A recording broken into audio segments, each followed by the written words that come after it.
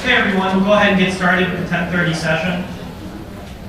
We are deeply honored to have two speakers this morning that are going to talk to you about the impact of technology on your legal practice. This is absolutely something that will touch on your practice if you haven't already started practicing it soon will, regardless of what practice area that you're in. The intersection of technology and the law is rapidly changing not only how we practice law, but the business of practicing law, no matter where you practice in the Commonwealth of Virginia. And you're certainly going to be hearing a number of issues and topics and just practice tips by our two distinguished speakers this morning.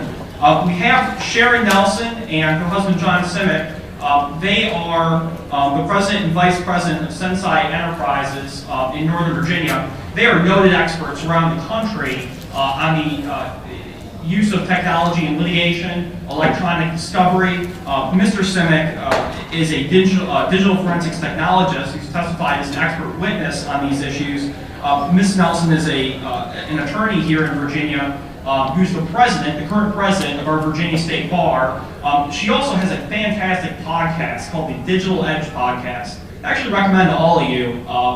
This is a podcast she co-hosts with Jim Calloway, another expert in this area, and it's something that I think they host on a weekly basis or monthly basis that really provides a lot of great practice tips, especially for large and small law firms. So without further ado, please join me in welcoming John Simek and Sharon Nelson.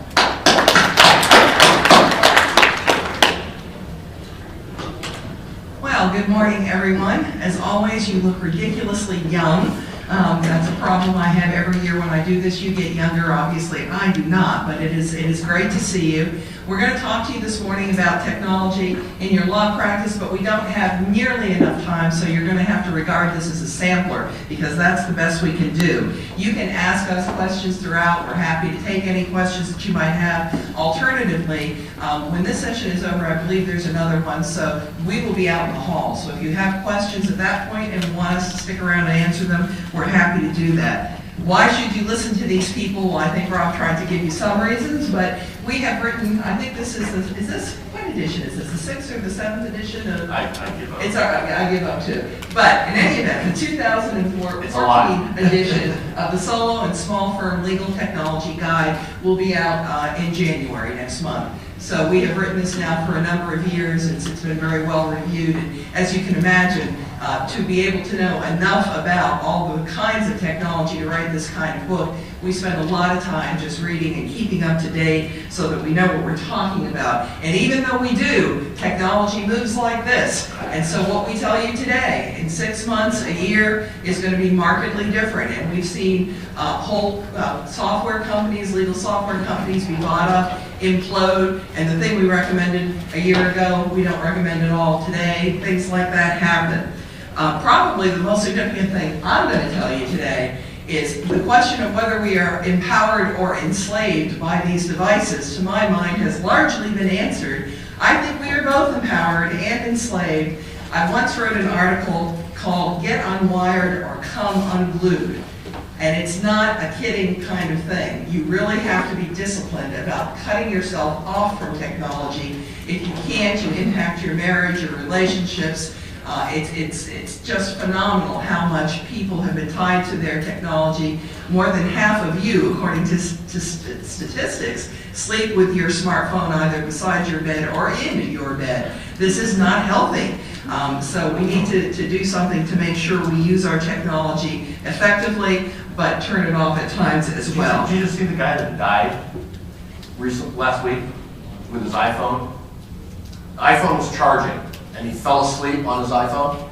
So while he's on the charger with the thing, electrocuted himself. Are you kidding? I'm not kidding. That's a true story? No, I make these things up. I'm assuming it's a true story. It's a true story. He himself? He electrocuted himself. See the dangers? See? So get the phone out of your bed. He wasn't in the bed. He was into like a desk or something. I can't remember. Oh my goodness. But yeah, it's pretty bad. So anyway, speaking of smartphones, as we move into these, what's the most secure smartphone? Which one should you buy as an attorney? Yada yada. We can get into a ton of religious debate over this as to what is more secure. The question is, I don't think it's so much inherently within the operating system, what is a more secure device, but given how it's configured, what data is protected, how is your data protected. We've got, a listing up there. These are generally, the market today, I don't think is any secret. iPhone, iOS devices, and Android. Those are the two market leaders. BlackBerry has gone down the chute. BlackBerry used to be considered as a gold standard for security. There are all vulnerabilities within it. I will tell you though, and I love you guys that use iPhones. You notice I don't have one. iPhones hold a tremendous amount of information on them. Probably to the order, because this is what we do digital forensics. Probably about 100 times more than any other smartphone. So when we get iPhones in our office to analyze for evidentiary reasons, we do a little happy dance because they have so much good stuff on them. And so does law enforcement. They do say, you can actually look up law enforcement iPhone happy dance on YouTube, and you will see how pleased they are to see the iPhone come in as an evidentiary thing. It's great, it's great. So just be aware of that. You're not necessarily saving things. If you open a document to review it, you don't have to save it. It saves itself. I love all these guys on their iPhones right now. Yeah.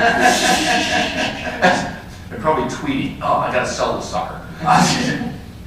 But anyway, they do though. They capture a screenshot. Every time you press the home button on an iPhone, it takes a screenshot.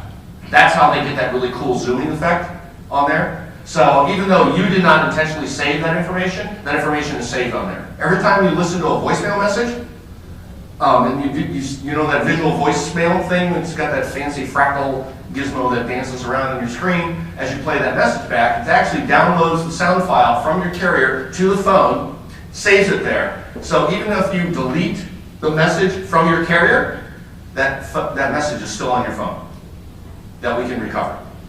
Now that doesn't happen in an Android, but it does in an iPhone. So take those things with a grain of salt. I think no matter what phone you get or you use as an attorney, you absolutely should do some minimal things to it. Number one, have a PIN or some lock code to secure it so that you can't gain access. Joe Sixpack just can't get into it. And by doing that on an iPhone, it actually encrypts the contents. Like when you put a PIN on there. Take that 4-digit PIN though, that's the default on an iPhone, and change it. So you take simple passcodes and turn it off. So you need something larger than 4 digits. The reason for that is there's software specifically made that targets the iPhone, and it can crack and brute force the 4-digit PIN and gain access to the device in less than 15 minutes. So that's another reason you want to be 6, 8, whatever characters, digits longer in your passphrase. You also want to have the inactivity timer set so that when it's inactive for a certain period of time, it automatically locks so that you require the access into the phone. So those are very simple things that you need to deal with when you're talking about the smartphones. Because you want to make sure that data is secure. You're going to have potentially client information on there, on that phone. They really are nothing more than computers that happen to make phone calls. Yes, sir? If you delete the message from I have an iPhone, if you delete it from the iPhone itself, is the message still recoverable or is it gone now? Yeah, if you delete the message, it's just like a computer. Until it's overwritten on the phone, it's recoverable. So text messages, that's probably the biggest thing we get is, hey, I need you to restore or recover my deleted text messages. Don't ask me why people want to get stuff they've already deleted back. But it is recoverable until it's overwritten. So whether it's an iPhone or an Android device or a Windows mobile phone, it doesn't matter until it's overwritten. The difference, the exception is a BlackBerry. With a BlackBerry, when you delete information on a BlackBerry phone, and that's why they're always considered to be very secure, there's a process that runs on a BlackBerry that by default is every 30 minutes, and it scrubs the memory and the contents. So it automatically in the background is wiping that data. So once you've deleted a text message, you've deleted an email or whatever that's on there, the BlackBerry every 30 minutes will scour the deleted message areas and overwrite and wipe it out. So it's not recoverable after 30 minutes. Is there an app for that on the iPhone? No. There's no app for that on the iPhone or an Android either. There's no process that runs in the background to automatically delete that stuff. Okay? Some of the apps you're going to deal with when we're talking about smartphones, and again, these things are really just computers. You're going to have GPS apps, and these, keep in mind that if you have anything that deals with GPS and location information, now you've got potentially stored information that's on that phone. So if you're a Facebook user and you use a Facebook app, and you answer the question that says, hey, Facebook wants to use your location information, well, fine. Then from that point forward, Facebook's going to know where you are. And I think Facebook's inherently evil, but that's a whole other story. So any of the social media apps, but any productivity apps, as an attorney, more and more folks, I think it's 90-some% now, is that what it is? Of attorneys have smartphones now? The latest ABA survey? It's the only time in history we've ever led in technology. Yeah, it's huge. It's a huge amount of attorneys that have smartphones. And they're using scheduling, they're using contact information, email access, all that kind of stuff that's on there. Even your billing.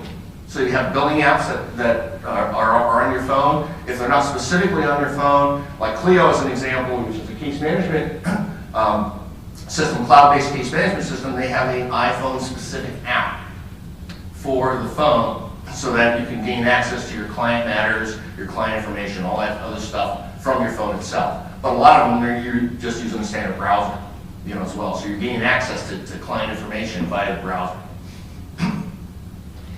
Cloud computing, perfectly okay in Virginia, other places, but you have to apply a standard of prudence to it, so you have to know something about the security of the cloud. So this year, for the first time, we are telling you something that we didn't know a year ago, and that is that some of the big clouds are much less secure than we thought because of the National Security Agency. There are many reasons why we have been wary of the iCloud, Amazon's cloud, et cetera, but we are now increasingly worried because there has been some backdoors, there's been some cooperation with the NSA, with other folks in law enforcement as well. So I'm telling lawyers to avoid the big clouds and to find smaller clouds with whom they can negotiate the terms of service. And such clouds do exist. We went through 3 rounds of negotiation to tell us that before anybody checked on our data that we would be notified, we'd have a chance to file a motion to quash. The same would be true for our clients, et cetera, et cetera. We like a hybrid solution. If you're going to put your data in the cloud where that's how you're operating, we like to put your equipment in the cloud. We might run it as an IT company, and your own IT company can do the same, but you own the machines and they're in a locked rack. So I don't like the idea of the cloud providers owning the equipment because obviously they have to have access to it one way or another. So there's a lot of potential problems with clouds, but there are ways to solve them. There are great cloud providers. John mentioned Clio, Rocket Matter is another good case management system. And those are 2 that are fine to use for case management. We can tell you that because we've done some investigation of them. But they are, and they're very popular as well. But you do need to investigate the terms of service. Lawyers hate to read the terms of service. But in order to abide by your duty of confidentiality under the professional rules, you're going to have to read those terms. Anything else you want to say about that? Yeah, I'm not going to embarrass anybody by asking how many of you folks actually read terms of service and contracts. Well, there's one. I'm real anal about that, and I'm not even a lawyer. I read all this stuff. Most folks, it's check the box, I accept, right? Boom, boom, boom, boom. I need this. I've got to have it. So as Sharon said, you need to understand the terms of service and what you're using those things for. As an example, if you're using the free Gmail, and I'm not going to embarrass anybody by asking who's using free Gmail, because you should not be using the free Gmail service, especially as a lawyer, because of your ethical obligations. Because if you've read the terms of service for the free Gmail usage, you don't own that data. Google has access. You've given Google permission to access any of the information that's contained within your email. And do whatever they want with it. So for $50, you get the Google apps, the Google productivity apps, the business apps, and so I think your law license is worth $50 a year, which is what they cost. And then the terms of service are completely different. So you do need to it doesn't include that kind of thing. And if you look at things like the iCloud, and some of you probably use Dropbox, We know they have master decryption keys. So the way you keep your data safe if you want to use those things is you encrypt before you deposit it in Dropbox or in the iCloud. Then you have the decryption key. So the only thing that iCloud or Dropbox can turn over to the National Security Agency or anyone else is a bunch of garbage, assuming you've used a quality encryption scheme. So far, even though the NSA is trying to break encryption schemes, to our knowledge, it's only broken the weak ones that no one would use anyway if they knew what they were doing. Onward to social media sites. A great source of discovery, of course, but be mindful of your ethical rules, no deceit in getting that kind of discovery. There are a lot of articles out there about that. Marketing rules apply. I use social media intensively for marketing, but you've got to be mindful of your ethical rules about that, and also be mindful of the dangers that you could walk into unknowingly. I know that most of the people in this room, without any doubt, have Facebook up all day long, and they periodically check it. So long as you have Facebook open, you have given Facebook, remember those pesky terms of service, you have given Facebook permission to follow your activity on the internet. And I find that very few young people are aware that that's true. I close it. If I want to go look at it, I'll open it. But I close it every time because I don't want Facebook to know what I'm doing. Not that I'm doing anything bad, but it's not Facebook's business. This is back to the Facebook is evil thing. A lot of that going around. So social media is very valuable, but you must be careful with it. Productivity apps. You certainly are going to need a productivity app, and you're going to be creating documents. You may even need spreadsheet ability, but or even using PowerPoint. You know, if you're a litigator, as an example. So you're going to need some form of productivity app. Office is the #1 product that's out there. We don't see any really lawyers using OpenOffice, the free product, although it's totally acceptable to use that product. It's got a little bit different learning curve. It doesn't act the same way as regular Microsoft Office does. It also would lack if you have any plug-in kind of things or added third-party products for Office that connect, let's say, into Outlook or any of those kinds of things. So some of your choices where Microsoft is moving is they're moving to a more cloud-based. They want you to do subscriptions. They don't want you anymore to pay money, buy Office, and use it for 10 years. They want you every year to get that recurring revenue. So they're moving into cloud-based solutions. Office 365 is an example as a cloud-based solution. Even Office 2013 can be cloud-based as well as locally loaded. So it's got that plug-in connection going on there. But you are going to need to use some sort of product. Now, in your practice, again, don't be violating the license terms. That means that the home and student versions are not legal for you to use in your practice. You're a business. You're not a home. You're not a student. And you can be found out, and the most frequent way that happens is that you're reported by an employee. And they call the hotline, the anonymous hotline of the Business Software Alliance, and they turn you in, and a marshal shows up, a United States Marshal, with an ex parte order saying that he can come in and audit your systems. And so there you are, and there's nothing you can do. And whatever you've done that's wrong, the penalty is theoretically $150,000 per copyright violation, whether or not that violation is intentional. So you've got to bargain with the BSA because you have nowhere to go in court. And the average cost of settlement that we've seen in Northern Virginia is roughly $80,000. That's a pretty penny, so make sure that you're careful about that. We find too many lawyers are not. So the $150,000 per violation is per product. So if you have Microsoft Office Suite, as an example, a professional, that's $150,000 for Outlook, $150,000 for Word, $150,000 for Excel, $150,000 for PowerPoint. So what are we at now? We're at 600 grand already. And we haven't even gone through the rest of the products that are contained within the Microsoft Suite. So that's the stick that the BSA comes wielding with you first. So we are talking about case management next, and John is going to talk about some of the products, but I am here to tell you that Outlook is not a case management system. John and I do a lot of law office audits where we kind of see what's going on and we help lawyers. We used to, not since you're president. Well, no, I'm not talking about the official audits. Oh, okay. I can't do that now because I'm an officer of the bar. That was through the disciplinary system. But we still will audit a lawyer's practice to see what we can do to help the lawyer to improve their technology. And we will find, all the time as we go in, we will find 10,000 emails in the inbox. You're not managing diddly when you've got 10,000 emails in your inbox. And the wisdom is you're rarely going to get what they call below the fold, below the first screen of however many after you've deleted the garbage, however many remains in the first screen. And really, the first place people get in trouble as lawyers is they don't communicate with their clients. Communication problems are always number one. But number two is case management. They screw up because they don't have a good case management system, so something falls through the cracks. So I cannot stress enough how much you must invest in a case management system, and they are cheap, potentially. But they're cheap considering. How many folks, we didn't ask, how many folks plan to hang up your own shingle or go solo or small firm? Okay, a lot. Half or so? Yeah. And how many are going mid to larger firm, would you say? Yeah. Okay. Good job. So, we won't ask how many have no clue and are very worried about their future.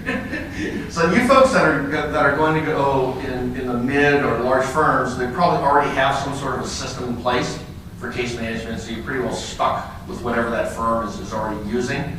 But you solo small folks, even when you're first starting out, I know for budgetary reasons, a lot of times they'll say, no, we're not going to spend money on this. We'll use just a manual system. We'll use folder structures. We'll do whatever. Well, when you're talking about case management, if you're going manual, that's okay to start off. But I would suggest that you get something that's tailored to case management that can help you organize your information, your practice as quickly as possible. Because of conflicts of interest checks that you're going through, even just finding information within all of those electronic files. Because electronic information, most of the data that you're going to create is going to start electronic, it's going to stay electronic.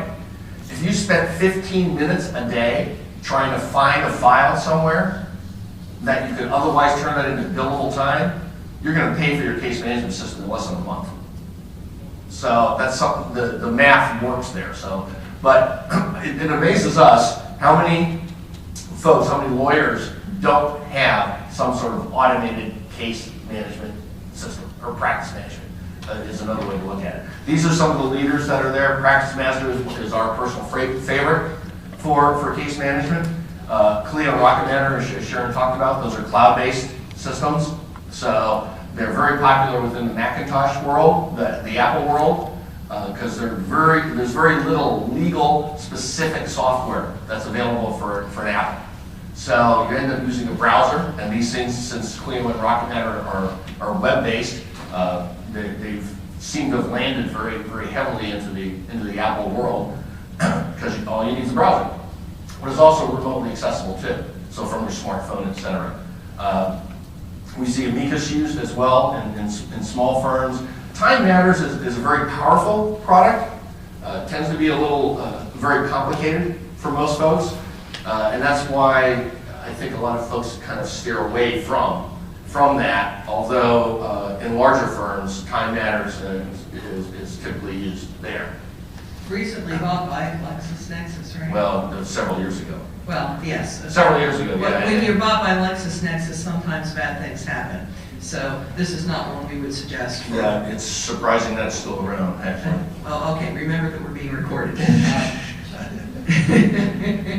We do have candid opinions It's about still these surprising things. it's still around. We used to recommend Time Matters all the time. And that's what I'm saying. Advice works. That's why you have to keep coming to classes. In over, probably at least the last 10 years, we have yet to do a brand new Time Matters installation. Yeah, that says a lot. So, but yet we're doing new other ones. So time and billing. You need to get paid, which means you need to generate an invoice. You can do it through Word. You can use your word processor, crank out, whatever. Some attorneys even are using QuickBooks as an invoice generation product. QuickBooks is not really good or flexible in doing that. So these are some of the leading products that are out there. Strictly time and billing as a standalone product, time slips hands down in the solo small and up to mid market is the leader. So it's what we use too. It's what we use for billing, but it's very, very flexible in how you can configure it. It deals with trust accounts really well. You can do evergreen retainers, automated through all these recurring charges, etc. When you first install it, you tell it what kind of business you are, and if you say you're an attorney, lawyer, all of the standard tasks that typically go into a law firm get created automatically. So you'll have depositions in there and expert, witness stuff and all those things that typically would be for a law firm would automatically get created. Tabs 3 is a billing package. It's the companion to Practice Master. So where you see when you have your case management system set up, you also want to have a billing package that integrates to that, because you don't want to recreate the wheel, right? And add information and add your tasks, etc. So if you're in your case management system and you're typing up notes or about a conversation you have with a client, etc., if you had Practice Masters and you're doing that and you had tabs 3, you can create a billable event immediately from that information that you put in there.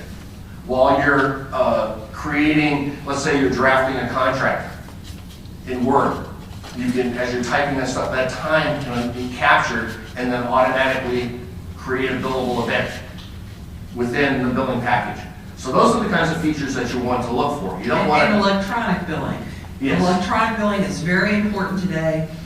It's great because, of course, you avoid the mailing charges, you avoid the time, your cash flow will be more regulated. People, for whatever reason, pay electronic bills faster, in my experience. So definitely you want an electronic bill. You will always have clients who will prefer the postal service, and there's nothing you can do about that. But most of them today have become accustomed to electronic billing. But these are just some samples of products that are out there. PC Law integrates with Time Matters, as an example. It can also be used standalone. It's got some minimal case management features. Also bought by LexisNexis. Also bought by, well. And that's that.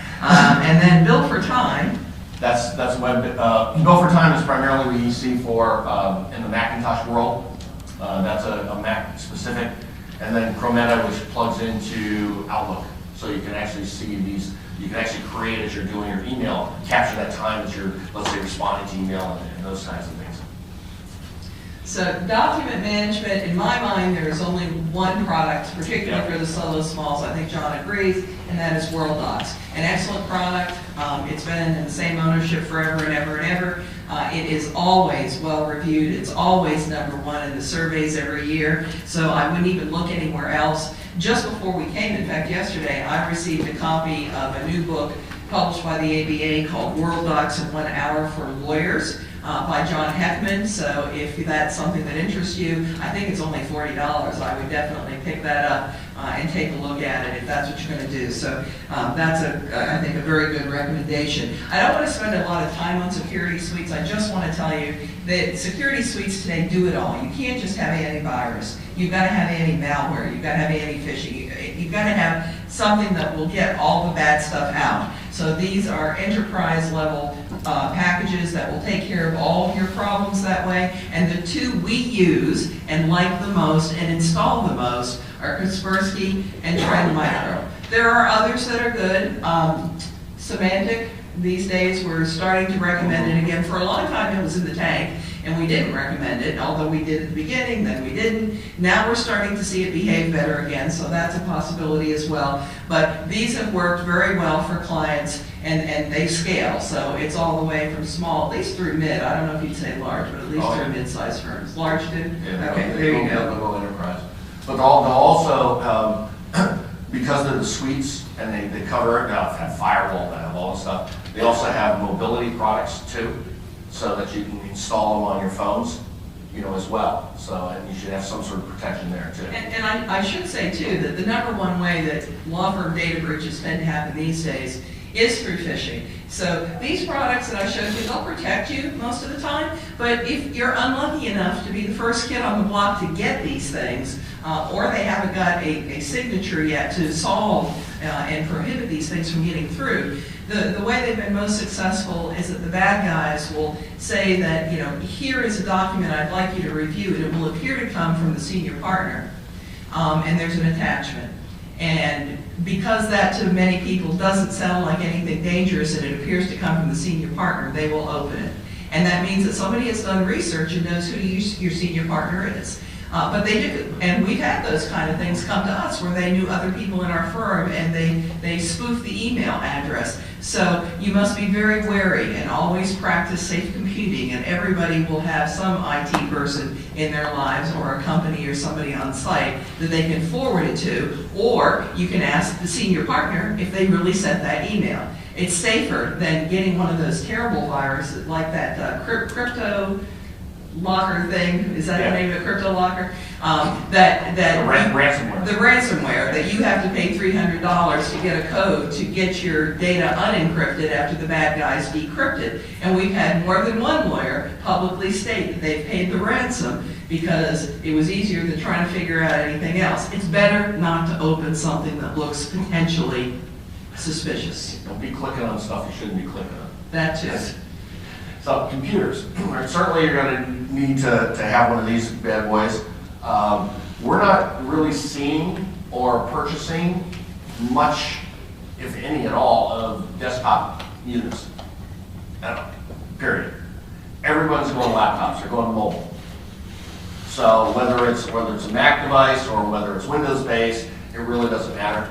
So everyone's buying laptops now, they're buying docking stations, multiple monitors on their desk, and these laptops then are going home with them. So they're very, very mobile devices, and that's what everyone is going towards. And the power of these things is really tremendous. The laptops now really are workstation equivalents.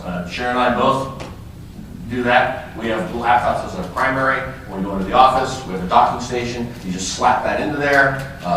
Full keyboard, mouse, dual monitors that are driven from that docking station. And then when you go home, you just shut down, boom, pick the laptop up, throw it in the case, that goes home. That's pretty much the standard setup that we're seeing these days. Tablets, can they be used as sometimes, but most people don't like it so well. There's more horsepower, speed, a little more size for the keyboard, etc. They have not really been the sweet spot, so laptops are still what most people are going with. Now, the issue that you're going to run into these days is, especially in the Windows world, is should you use Windows 8. Unless you have a touch device, I would not recommend Windows 8. And by touch, I mean you've got a laptop or a tablet where you can actually maneuver the icons, whatever, like you do with an iPad. What we're doing for our clients, because the learning curve, and they don't call it Metro interface anymore.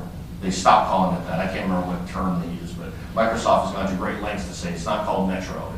It's the Windows 8 tile interface or whatever they're calling it. But we're actually downgrading machines, so we're installing Windows 7 on machines, because you can downgrade and get a downgrade license. But yet, if you wanted to go up to Windows 8, you could at a future time. Now, 8.1, which Microsoft just recently released, is a little better. It gets closer to the start button kind of thing that people are used to. But our recommendation really is, unless you have a touch computer, and most folks don't, then avoid Windows 8. And this advice is consistent with what most of our friends on the national lecture circuit are saying as well. So it's not just us as renegades. That's what they're saying. But we are. So Macs, we're seeing predominantly Macintosh is used in the solo small environment. They work really, really well. I will tell you that if you want to go down the road of a Mac, you are going to pay approximately 70% more than you would in a Windows environment. That's a given. The math is there. So, but these are the choices that you have there dealing with it. As a lawyer, there's not a lot, as I said before, there's not a lot of legal specific software at all for Mac. So if you're going with a Macintosh, then you're going to need to start using cloud-based services. So we're using a browser. Now, Microsoft still makes Office for a Mac, so you can still do Word and Excel and those kinds of products, on a Mac computer. But for building packages, case management packages, they're Windows-based. So your choices are, now you're going to have to run another product like VMware or some Parallels or something, or do dual boot on your Mac in order to run those Windows products on the Mac computer. There are a lot of folks, especially little smalls, who just love Apple, love the Macs, and that's fine. And as you get into, if you're willing to spend the money and you like the feature set, that's great. I worry a little bit about the security, it's getting better. But if you go to a larger firm and you're trying to do a mixed Mac and Windows environment, it's ugly, and much more expensive to support. So I don't recommend the mixed shops. That never works. Where Macs work in a solo small environment is if everyone's got a Mac. Yeah. Then your costs come down. But the minute you throw a Windows box in the mix, as Sharon said, now your support costs go way up. Because now you got to start. The way you have to configure the Windows and the Mac computers. What we end up, we have this one law firm, a client, that you've got 2 partners in the firm, and there's probably, I think, 6 or 7 attorneys in this law firm. The 2 partners can't agree. One guy wants a Mac. I told him right off the bat, it's going to cost you a lot of money. So how they access files on the server, it's a Windows server. He doesn't like the way he has to access files with his Mac. So, okay, well, we can change that. But if you change that, then all the folks in the Windows world are going to have to change the way they access files. I don't care. So you configure this thing, right? Then the next week, you get the other partner calling. I hate doing this. Come back and change it back. Okay, fine. They need marriage counselors. It's only money, we'll do whatever they want. But so that's the battle that you get into when you have a non-contiguous environment and you have a Mac and a Windows environment. But no matter how much good advice we give folks, they often don't take it. So there's not too much you can do when you get to that point. Servers. People used to think that servers were only for the big boys, that you use servers in larger environments. Not so. You can be very, very cost effective, and I would say even the solo small market should be using servers. And you can do virtual machines now, or you can do multiple servers on a single physical box, those kinds of things. But the cost benefit to having a centralized repository for your files, for your software distribution, we talked about internet security suites before, having a single server as an example where you can then shoot out the updates to all the client machines. That is invaluable to have those kinds of things, and it's not that expensive. If you're going to do the hybrid kind of solution that Sharon was talking about, the cloud solution, where you may be doing a small business server, which has your email and file and print services and all that stuff on a single server. You have that box, and then you stick that in a data center somewhere, but it's your server. So now you can remotely access that from wherever you are, from the Starbucks or from your home or from your own office, those kinds of places. Well, that's the beauty of the cloud is really, the reason to move there is because you get the 5 nines, 99.999% guarantee of power and internet connectivity. So if you're out at home, you might have to drive 5 miles to a Starbucks that has power, but once you've got power, you can connect to your data, because they have so many redundancies at the data centers, which are really where the cloud is, where your data resides. So very important. I'm going to give you an offer here that you really should write down, because if you write me, and this address will come to me, it's the generic one, sensei@senseient.com, and you say, Sharon, I know you said that your recommendations change all the time. I want to buy a laptop or a server or a Macintosh product. You said that if I wrote to you, you would give us your most current recommendations, and you can do this a year or 2 years from now. That email will be transferred to Mike Maschke, who is our co-author of the book, and see, this good delegation is a leadership quality. So Mike gets that, and Mike has to answer all of your notes, but he keeps updating all this stuff and he sends it to folks. So that's something to remember that you can do, having been in this class. Yeah, and it doesn't matter if you're talking about printers or scanners or anything. Well, now let's not go too far. I've said computers and current recommendations. All right. We do our best. As you can imagine, we are deluged with requests for free advice. Netbooks. These are very, very popular, or used to be very, very popular. We don't see them really used in a business setting though much. It's more for casual usage of access to email and internet connectivity because they're small and folks like them. You travel a lot on an airplane, you might be using some of these things. The keyboards are tight, you know, and but my fat fingers can't really work too well, you know, on those things. But some folks, they want to go the netbook route. I don't believe, at least today, netbooks, or what are called netbooks, or small portable devices like this, are really a substitute for a laptop. They're not going to have the kind of productivity implementations that you're going to need in your law practice by just solely using a netbook. So one of the hottest things we see these days is the iPad. Lawyers love the iPad. About half of all lawyers own some kind of tablet. Over 90% own the iPad in particular. They are all bringing it to court. They are going to classes, taking CLEs about using the iPad as a litigator or using it in your practice generally. Just intense interest. I don't know quite what fueled this, but Apple has made enormous inroads in the legal profession. We've taught these classes too, totally understand, and now of course we have the iPad Air. Well, as you look at me this morning, I am an iPad Air virgin. But John has configured my Christmas present, my iPad Air, and by tonight I intend to lose my virginity as to the iPad Air. So it is lighter. It has too much information. Oh, come on.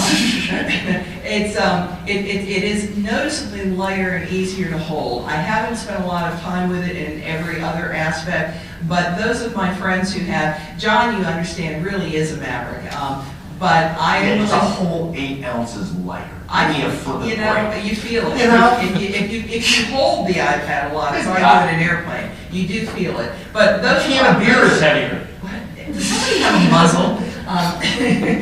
Come on. But those of our friends who have already adopted the iPad Air are markedly impressed. And they were not impressed. After we got iPad 2, they were not impressed by generations 3 and 4. So, you know, I would certainly not refer to myself as an iPad expert, but my friends who are said that 3 and 4 did not impress them, but they all went out and got the iPad Air and they love them. So if you're thinking about it, or someone you know might give it to you for Christmas, it's probably a great idea. And on that note, we must conclude because it's time for your next session. So we thank you very much for inviting us here today.